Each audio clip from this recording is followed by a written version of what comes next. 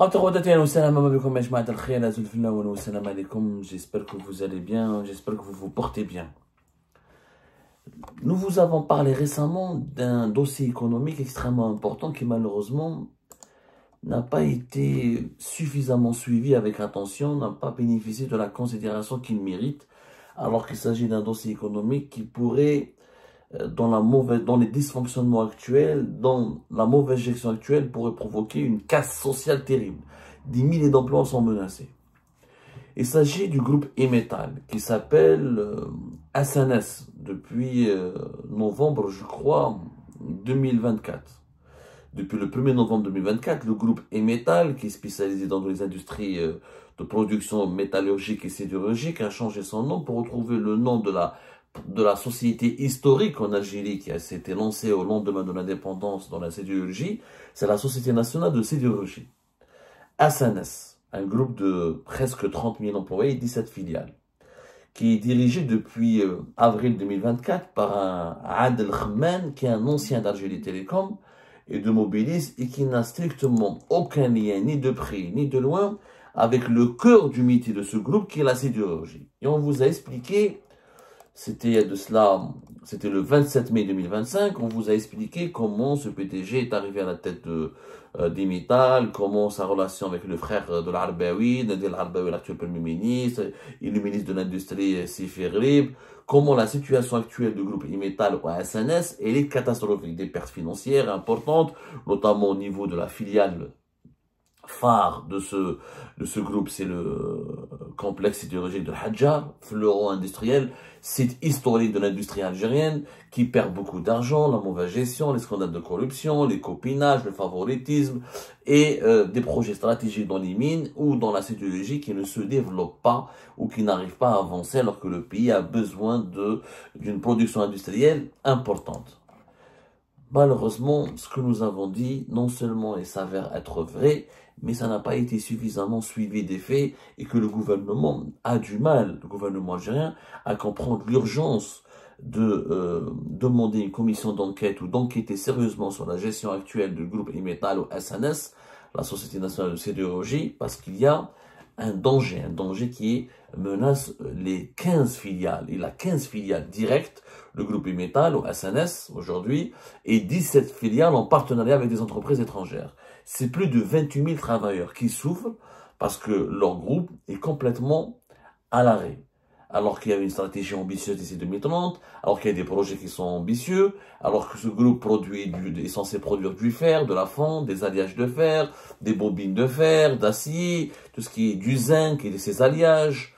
Il a des filiales extrêmement stratégiques, par exemple la Alrim, le NCC, Anabib, Alphapip, tout ce qui est fabrication de tubes et de pipelines pour le transport de l'eau et de carburant et de gaz, des filiales comme CTMC, ESGA, SIDEM, AV Metal, qui font dans l'ingénierie, la formation, la maintenance industrielle, ENR, une filiale spécialisée dans la récupération et le recyclage des déchets ferreux et non ferreux, Bâti Metal Construction, qui est dans le secteur immobilier, dans le BTP, la construction, l'ENTPL, qui produit des produits comme des grilles de construction, des barres de soudure. C'est des filiales industrielles importantes qui sont censées, dans un pays jeune et frais et vierge comme l'Algérie, ils sont censés connaître d'une véritable dynamique. Ce n'est pas le cas. Nous avons recensé 14 gros problèmes. 14 gros problèmes qui sont en train de déstabiliser le groupe Emetal, le groupe anciennement Emetal, aujourd'hui c'est SNS. On a changé, finalement en économie, il n'y a pas de slogan. En économie, il n'y a pas de place pour les émotions, les sentiments, les manipulations sentimentales. Ils ont voulu, la direction générale du métal, jouer sur le symbole de l'histoire et retrouver le nom historique de la compagnie qui est SNS, Société nationale de sidérurgie, mais c'était du n'importe quoi. C'est pas en retrouvant un nom historique qu'on risque de retrouver ou qu'on pourrait retrouver la gloire d'antan ou la gloire de jadis de l'entreprise. L'entreprise a besoin de performance, l'entreprise a besoin de croissance, elle a besoin de chiffre d'affaires, de bénéfices, de résultats sérieux. Comme par exemple la filiale phare, c'est Al-Solb, ex-Sider d'Al-Hadjar, qui gère l'immense complexe sidérurgique d'Al-Hadjar, qui est dans une situation catastrophique. Comme l'actuel PDG il ne comprend rien à la sidérurgie, il vient de la téléphonie mobile, il vient de la télécommunication, il vient de la téléphonie, du monde de la téléphonie et des télécommunications, il n'a pas de notion dans la sidérurgie, comme il ne connaît pas le terrain, comme ses collaborateurs et lui parlent un langage totalement différent, comme les cadres dirigeants, les anciens cadres, les enfants du groupe Emetal ou CNS aujourd'hui ont une formation, un parcours totalement différent de leur PDG, eh bien le courant ne passe pas et la situation, quand le courant ne passe pas, il n'y a pas de solution, il n'y a pas de bon management et un malaise général qui est provoqué par 14 problèmes. Premier problème, une mauvaise gestion au niveau de la direction générale. Une mauvaise gestion terrible. Peut-être qu'il est sympathique ce gars, peut-être qu'il est intéressant, peut-être qu'il aurait pu mieux faire à la tête de Mobilis, peut-être qu'il était intéressant à gérer les télécoms, mais à la tête de SNS ou de groupe e-metal, il n'a rien pu faire de bon. Il est à la rue, il est dépassé par les enjeux, il ne maîtrise pas ses dossiers, il y a beaucoup de filiales, c'est une autre envergure. L'industrie, c'est un domaine complètement différent du secteur d'un secteur de service comme la télécommunication et la téléphonie mobile. Voilà. On ne peut pas demander à un entraîneur de football d'aller entraîner une équipe de volleyball ou de handball. C'est deux disciplines complètement différentes. On ne peut pas demander à un vétérinaire d'aller de devenir chirurgien, de faire des opérations chirurgicales sur des corps humains. Ça n'a rien à voir. Deuxième problème, il y a un manque de compétences pour résoudre les problèmes techniques. Comme le PDG vient de la téléphonie mobile, il ramène des anciens il s'est entouré de collaborateurs qui viennent d'AG les télécoms et de Mobilis. Du coup, ils n'ont pas les compétences techniques pour comprendre ce que c'est que la sidérurgie, pour comprendre ce que c'est que le fonctionnement industriel des filiales des métals. Du coup, il y a un manque de compétences pour comprendre les problèmes techniques. Les problèmes techniques nécessitent des solutions techniques. Mais comme aujourd'hui la direction générale de ce groupe elle est dominée par des personnes qui ont le profil de spécialistes des télécoms, alors que le groupe gère la sidérurgie et la métallurgie. Rien à voir. Deux mondes complètement différents. Du coup, les compétences manquent. Quand les compétences manquent, il se passe quoi? Il y a la production faiblie. La production elle est déstabilisée. Aucune feuille de route pour améliorer la production. La production elle reste où elle stagne au niveau de certaines filiales, ou elle est en chute libre au niveau de plusieurs filiales. Le problème de la matière première. Il y a un grand problème d'approvisionnement en matière première. Comme le management de l'entreprise ne connaît pas le domaine de l'industrie, vous savez que la base de l'industrie, c'est la matière première. L'industrie, c'est une activité de transformation d'une matière première en un produit à valeur ajoutée. Et la valeur ajoutée, c'est un processus industriel. Mais sans matière première, il n'y a pas d'industrie. Or, la problématique de la matière première, elle n'est pas du tout bien gérée en ce moment et tous les travailleurs, ou les cadres dirigeants surtout, et les cadres dirigeants du groupe Imetal ou SNS sont au courant de ce problème. Ils ne cessent d'alerter le ministère de l'Industrie et le gouvernement, personne ne les écoute. Alors, quand il y a problème de matière première, il y a absence de plan pour améliorer les capacités de production du groupe.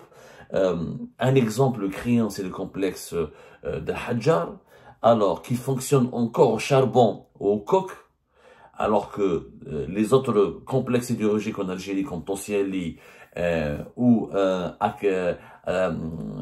Bellara, les Qataris, les Algériens Qatar Steel, ils fonctionnent au gaz et à l'électricité. Ou le Hadjar, mazel avec le coke. Le coke, c'est une matière première.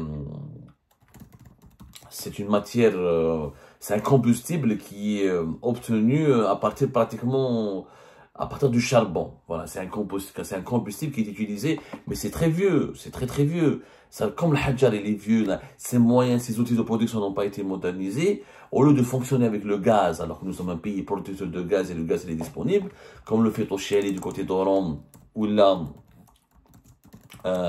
les Qataris à Bellara, et voilà, le complexe de Hadjar est dépendant, et on doit même importer du charbon ou du coke pour pouvoir le faire fonctionner, ce qui est une anomalie générale. Mais un PDG qui ne comprend pas ce que c'est que la sidérurgie ne connaît pas ce genre de paramètres. Donc il faut lui expliquer, et comme il ne maîtrise pas le domaine, il n'arrivera pas à trouver la bonne solution. Mais ça, les cadres dirigeants du groupe Imetal, aujourd'hui SNS, Société Nationale de Sidérurgie, ne cessent de désigner cette anomalie. Comment le Hadjar fonctionne au charbon, alors que nous sommes un pays de gaz. Et ça c'est anormal. Et ça dure depuis des décennies. Le problème n'a pas été réglé. Alors, il y a des matières premières locales que nous avons qui ne sont pas exploitées. Les travailleurs Le groupe Emetal, on citait un certain nombre, sans pouvoir. Il y a des matières premières locales qu'on peut exploiter, elles ne le sont pas. La faible production de bobines d'acier, la mini à chaud, alors que le marché local et international demande beaucoup ce produit sidérurgique. Le groupe Emetal, à travers ses filiales, n'arrive pas à se spécialiser, à se renforcer dans ce domaine, donc il y a un marché. Ça veut dire qu'il y a une demande, ça veut dire qu'il y a de l'argent à se faire, ça veut dire qu'il y a du chiffre qu'on peut se faire, il y a une croissance, il y a des chiffres, il y a des parts de marché à obtenir, il y a des chiffres à réaliser, il y a de la croissance à conquérir. Malheureusement, rien, carita. Pourquoi? Parce qu'il n'y a pas de vision stratégique claire et de maîtrise de leur domaine par les dirigeants actuels de ce groupe. Les investissements programmés n'ont pas été achevés, faute de bonne gouvernance.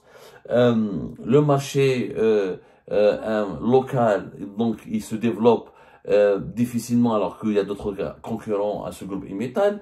Donc déjà le marché est perturbé, il est dominé par de la concurrence étrangère, notamment d'Autochiel et des Qataris. Donc le groupe Emetal a du mal à trouver son chemin, a du mal à se frayer un chemin sur ce marché-là. Le secteur du recyclage, le recyclage, la récupération des déchets, qui est un important marché en Algérie, qui demeure encore vierge, il n'y a pas d'investissement important qui ont été faits dans ce domaine-là. Alors que le groupe Emetal, le SNS, aurait pu, s'est dit, si le Hadjar n'est pas rentable, c'est difficile à le moderniser, il aurait pu quand même, ce groupe, s'intéresser à d'autres filiales industrielles, qui ont la récupération des déchets, la valorisation des déchets. C'est un secteur extrêmement important, qui se développe, surtout dans les pays européens de pointe. On peut tout faire à partir des déchets. Il y a des pays, si on maîtrise les technologies, on peut produire des carburants avec les déchets. On peut produire de l'électricité avec des déchets. Et Dieu sait qu'en Algérie, il y a beaucoup de déchets, et nous avons un énorme problème de protection de l'environnement, de l'hygiène publique et de récupération des déchets. Aucun investissement, aucune vision stratégique de la part du groupe Emetal qui a les moyens, qui a des ingénieurs à sa disposition, qui voudraient se spécialiser ou apprendre ou qui sont formés déjà dans ce domaine et qui voudraient travailler dans ce domaine-là. Malheureusement, tout cela, mauvaise gestion, tous les points que nous avons abordés, et finalement, qu'est-ce qui reste? Le népotisme, l'abus de pouvoir, le clientélisme, l'utilisation des postes à des fins personnelles. Voilà, parce que il faut dire la vérité. Quand on prend des dirigeants qui ne sont pas des enfants de ce groupe, parce que les entreprises publiques en Algérie, il y a un problème dont on ne parle jamais assez. Il y a un mal. C'est que, comme c'est le bien de l'État, et comme c'est un bien public, il y a des travailleurs qui travaillent pendant des générations dans les mêmes groupes, dans les mêmes entreprises. Il y a Fisson-Ladrak, Fisson-Algaz, Air Algérie, des fois c'est le père, le grand-père et le fils, on travaille tous pour le même groupe. Donc c'est les enfants de l'entreprise. Mais quand les managers ne sont pas les enfants de l'entreprise, quand on ramène par exemple à Sonatrak quelqu'un qui est de Sonalgaz, ou quand on ramène à Sonalgaz quelqu'un qui est de Sonatrak, qui ne sont pas du même domaine, c'est comme c'est pas son groupe, comme c'est pas l'entreprise dans laquelle il a grandi, dans laquelle il a évolué, dans laquelle il a passé sa jeunesse. Donc les enfants, les cadres du groupe, ils sont marginalisés, ils sont écartés, ils se sentent méprisés, ils ne se sentent pas écoutés par un parasite qui vient d'une autre entreprise, qui vient d'un autre groupe, alors que le groupe lui-même, il a suffisamment de talent et de cerveau pour être promu à la tête de la direction générale et pour pouvoir gérer les problèmes, leur trouver des solutions et veiller sur la croissance du groupe. Donc quand on ramène quand on greffe, on fait greffer ou des éléments étrangers au groupe qui ne sont même pas du domaine et qui ne connaissent pas le groupe. C'est à eux qui doivent, et c'est à eux qu'on leur donne c'est à eux qu'incombe la responsabilité de développer ce groupe. Qu'est-ce qui se passe? Bon, ils vont ramener des gens qui sont issus de leur propre entourage. Du coup, les vrais cadres originels et du groupe lui-même sont mis à l'écart et puis il y a un sentiment de frustration parce qu'après, il y a des pratiques de clientélisme qui se développent. Et tout ça parce qu'on a exclu des cadres incompétents. Des cadres incompétents sont exclus et le directeur général du groupe préfère ses propres connaissances. Je comprends que des managers comme des ministres, comme des hauts responsables du pays, à chaque fois qu'ils occupent un poste ou une fonction, ils essaient de s'entourer par les gens qui bénéficient ou qui jouissent de leur confiance. Mais pas au détriment de la compétence. Malheureusement, en Algérie, on privilégie la confiance au détriment de la compétence. C'est-à-dire qu'un dirigeant, il va ramener ou son cousin, ou ses amis d'enfance parce qu'il leur fait confiance. Il les place à des postes stratégiques et sensibles pour lesquels ils n'ont aucune compétence. Mais il leur dit, démerdez-vous, trouvez-moi des solutions. Vous êtes mon cercle proche, vous devez travailler avec moi, je ne fais pas confiance aux étrangers. Donc, pas de confiance, donc pas de compétence, mais uniquement de la confiance. Sauf que c'est pas avec de la confiance qu'on va gérer les entreprises. Les entreprises ont besoin de compétences. C'est pas la confiance qui va te ramener le chiffre d'affaires. C'est pas la confiance qui va te faire des bénéfices. C'est pas la confiance qui va t'aider à rentabiliser ta production ou tes activités. C'est pas la confiance qui va te permettre de préserver les emplois de tes employés, les salaires. Et ça, c'est un mal total dans les entreprises publiques. Alors que les entreprises privées en Algérie, il n'y a pas ça. Les entreprises privées, le groupe Civital par exemple, voilà, ont toujours choisi des personnes qui sont compétentes. Ensuite, ils ont travaillé, ils ont privilégié la confiance. Mais ils ne mettront pas quelqu'un d'incompétent juste parce qu'ils lui font confiance. C'est pour ça que Civital marche bien. Et c'est une entreprise qui prospère. Mais quand les entreprises publiques en Algérie n'ont jamais prospéré, elles ont toujours été dans des situations de pré-faillite parce que justement, leurs managers privilégient toujours la confiance au détriment de la compétence. Et ça doit cesser. Nous tirons la sonnette d'alarme, nous appelons le gouvernement à diligenter une commission d'enquête, l'inspection générale des finances, que la présidente de la République qui dispose d'une inspection générale s'occupe de ce dossier. SNS est quand même, encore une fois, 15 filiales en direct, 17 filiales avec des partenaires étrangers et quand même presque 30 000, plus de 28 000 travailleurs.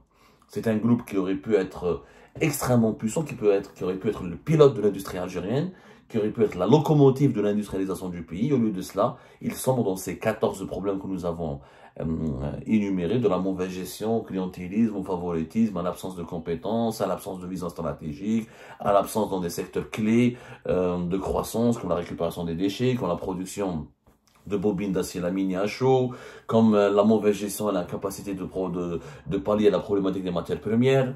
Ce groupe est en danger. C'est un géant industriel qui malheureusement qui est en danger, qui est en train de tomber en ruine. Pourquoi? Parce qu'il n'y a pas les bons managers qui peuvent l'aider à relever et à se redresser.